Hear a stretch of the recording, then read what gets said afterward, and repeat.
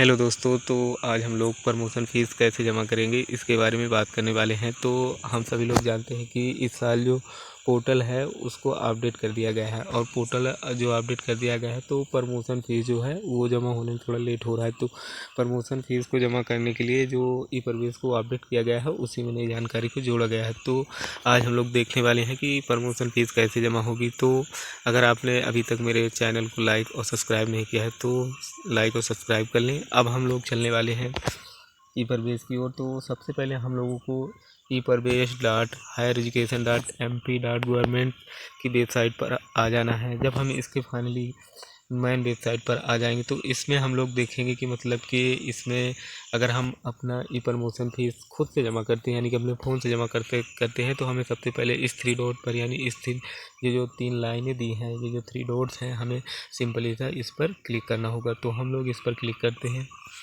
हमने इस पर क्लिक किया और हमारे सामने second year, third year, fourth year registration instruction आया, यानी कि ई प्रवेश से प्रमोशन फ़ीस सेकंड, थर्ड एवं फोर्थ ईयर रजिस्ट्रेशन कर सकते हैं। यानी सबसे पहले हमें इस लिंक पर क्लिक करना होगा। तो सबसे पहले हम second, third and fourth year registration पर क्लिक करेंगे। इस पर क्लिक करने के बाद सबसे पहले हमें यहाँ पर लिखे हुए इंस्ट्रक्शन को पढ़ना है, यानी सेकंड, थर्ड, फोर्थ रजिस्ट्रेशन 2025-26 के लिए महत्वपूर्ण सूचना। तो इसको फाइनली हम लोग पढ़ लेंगे। यानी इसमें दिया गया है कि सबसे पहले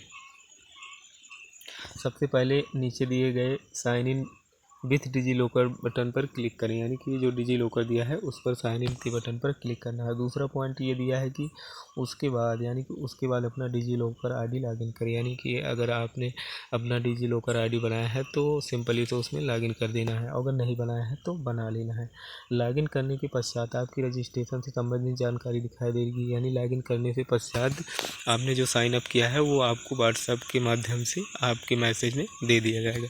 तो सबसे पहले आपको लॉगिन करना है। जब हम लोग लॉगिन करेंगे तो जानकारी सत्यापित करने के बाद, यानी इसमें देखिए लिखा हुआ है कि जानकारी सत्यापित करने के बाद आपको रजिस्ट्रेशन के लिए भुगतान पेमेंट करना होगा, यानी जो रजिस्ट्रेशन का भुगतान पेमेंट है वो करना होगा। फिर इसके बाद लिखा हुआ है भुगतान सफल होने के बाद आपकी रजिस्ट्रेशन प्रक्रिया पूर्ण मानी जाएगी, यानी जब तक पेमेंट नहीं होगा तो हमारी रजिस्ट्रेशन की जो प्रक्रिया है वो पूर्ण नहीं होगी। तो अब हम लोग सिंपली से देखते हैं कि मतलब कैसे हम लोग साइन इन कर सकते हैं। तो चलिए मैं आप लोगों को दिखाता हूँ। सबसे पहले हमें इस पर, यानी साइन अप पर क्लिक करना है। तो चलिए मैं क्लिक करता हूँ।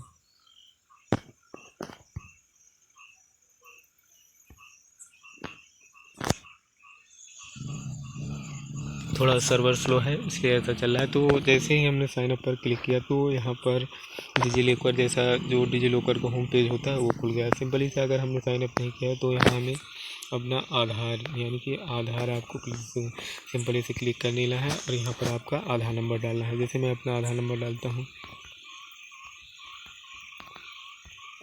और यहाँ पिन जो है अगर आपको याद है तो डाल सकते हैं, नहीं तो पिन लेस पर क्लिक करके और आइकॉन से पर क्लिक करके साइन इन ऑप्शन पर क्लिक कर देना है। तो थोड़ा सर्वर स्लो है इसलिए हमको वेट करना पड़ेगा। तो यहाँ पर सिंपली साइन इन करने के बाद आधार नंबर डालने के बाद हमारी जो मैसेज में है वो OTP आएगा, या तो ईमेल भेज जाता है। जैसे मेरे मैसेज आ गया तो मैं इसको सिंपली से यहाँ पर फिलअप करूँगा।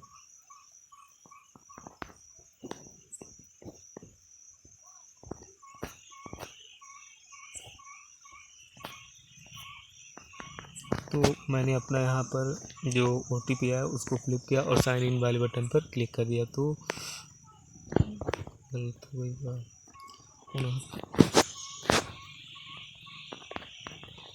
तो सिंपली सा आपको साइन इन वाले बटन पर क्लिक कर देना है। देखिए जैसे मैंने ही साइन इन वाले बटन पर क्लिक किया तो मुझे यहाँ जो आधार कार्ड है, पैन कार्ड है, इस पर मुझे सिलेक्ट ऑल पर क्लिक करना होगा। जैसे ही मैंने सिलेक्ट ऑल पर क्लिक किया तो पूरा जो कॉन्सेंट है वो हो गया है। अब मुझे अलाउ बटन पर सिंपली सा क्लिक कर देना है। इस पर क्लिक करने के बाद आपका सिंपली सा जो मतलब ई प्रवेश यानी प्रमोशन फीस जो जमा करना है वहाँ पर हमारा जो पेज है वो खुल जाएगा। यानी कि ये देखिए जैसे यहाँ पर मेरा नाम आ गया है, मेरा मतलब कि नाम वगैरह आ गया है। अब मुझे यहाँ पर ई प्रवेश से संबंधित मतलब कि मेनू दिखाई देने लगा है। तो अभी इसको चालू नहीं किया गया है। अगर आपने अभी तक डिजी लॉकर में अपनी ID नहीं बनाई है तो बना लीजिए, क्योंकि यहाँ पर दिखा रहा है कि सेकंड, थर्ड और 4th ईयर का मतलब जो प्रमोशन फीस है तो वो कैसे जमा करें। तो आपको सिंपली सा इसमें अपना डिजी लॉकर ID बना लेना है और इसी के थ्रू आपका जो प्रमोशन फीस है वो जमा होगी। तो धन्यवाद दोस्तों। अगर आपने अभी तक मेरे चैनल को लाइक और सब्सक्राइब नहीं किया है तो कर लें, क्योंकि मैं इसी तरह की आपको इम्पोर्टेंट जानकारी के बारे में बताता रहूँगा।